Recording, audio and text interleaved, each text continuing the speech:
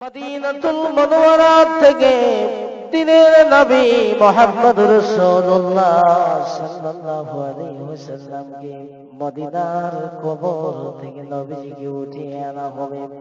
নবীজি তিনি কাঁধা মাখা জামানিয়া আল্লাহ রাব্বুল আলামিনের দরবারে হাজির হয়ে যাবে। আল্লাহর দরবারে হাজির হওয়ার পরে একবার নবীজি মিজানের পাল্লার দিকে দৌড় দিবে, আর একবার তিনি জাহান্নামের দিকে তিনি দৌড়াবে। আল্লাহ ডাকে বলে, দোস্ত তুমি এমনি করে দৌড়াও কেন? দিনের নবীজি কাঁদে আর ডেকে বলে, আল্লাহ ইতিম উম্মতেরা না বুঝে না শুনে হাজারো পাপ তারা করে ফেলে দিয়েছে। আজকে আপনি বিচার করবেন, এই বিচারের মজলিসে মিজানের পাল্লার ধারে আমার উম্মতের যদি কোনো আমলনামা যদি কম হয়ে যায়, আমার উম্মতেরা জাহান্নামে যাবে।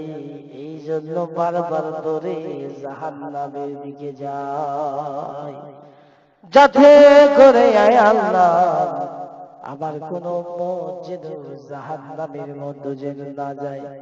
এই জন্য আমি জাহান্নামের দিকে দৌড়াই। আল্লাহ তাআলা জিবরাইলকে ডেকে বললেন, হে জিবরাইল, রে জিবরাইল, আর দেরি করো না, জান্নাতের তলদেশে তুমি চলে যাও। দেখো অগণিত কিছু বোতল আমি আল্লাহ রেখে দিয়েছি, এই বোতলগুলো তোমরা আমার কাছে আনো। আল্লাহর কাছে জাহান্নামের তল জান্নাতের তলদেশ থেকে হযরতে জিবরাইল আলাইহিস সালাম তিনি এবার বোতলটুকু তিনি নিয়ে আসবেন। আনার পরে আল্লাহর কুদরতি হাতের উপরে দিবেন। আল্লাহ ডাক দিয়ে বলে, নবীজি এক্ষুনি আপনি আমার নিকটে আসুন। এই বোতল থেকে পানিগুলো এবারে খোলা হবে। সমস্ত পানিগুলো নবীজির হাতে সরিয়ে দেওয়া হবে। আর নবীজিকে ডেকে বলা হবে, নবীজি এই পানিগুলো জাহান্নামের উপরে আপনি সরিয়ে দিন। নবীজি বোতল থেকে পানি তার কুদরতি হাতে নিজ হাতে জাহান্নামের উপরে নিক্ষেপ করবে। জাহান্নামের হরমরি গড়মরি যত রকমের শব্দগুলো ছিল, সব শব্দগুলো এবার বন্ধ হয়ে চলে গেল।